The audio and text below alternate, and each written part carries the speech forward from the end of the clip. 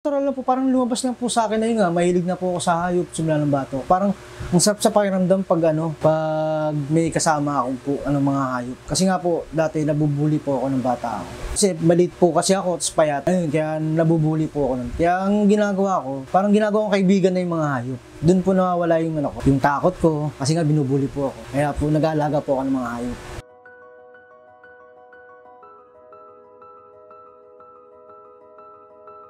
June 21 po, may duty po ako ng 11. Pagpunta ko sa Kalen, buti hindi pa po ako napapasukan ng booking. Nakita ko po si Kiba, hatak-hatak ng bata. Tapos parang iihi, pero hinahatak pa rin ng bata. Sabi ko, bakit nasa arawan yan? Sabi ko, wag mo atakin. Tapos sabi sa akin, kasi kuya, ililigaw ko to or pamimigay ko. Sabi ko, bakit? Wag mo ililigaw, akin na lang kasi may buhay din yan. Sabi ko gano'n.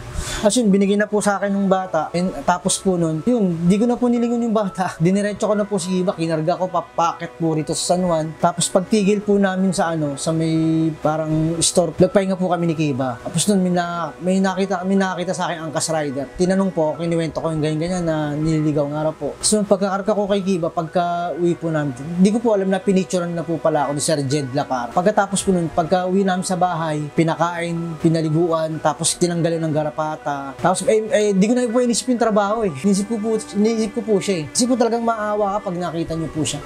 Ang dami yung garapata, tas kalbo na. Talagang hinang-hina na po siya nung dito po siya.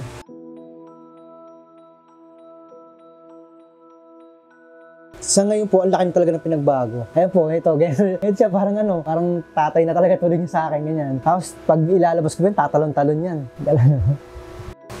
Actually, paniniwala ko po kasi yung hayop po kasi loyal po kasi Once nabigyan mo sila ng pagmamahal, magiging tapat po sa yan. Tsaka, binibigyan ko pa sila ng second chance. Yun, para makaramdam sila ng pagmamahal ng isang Tsaka nakakaawa po kasi pag nakakita ka na naliligaw or nasa kalsada lang, tapos kumakain sa basurahan, ayoko pong maranasan po nila yun.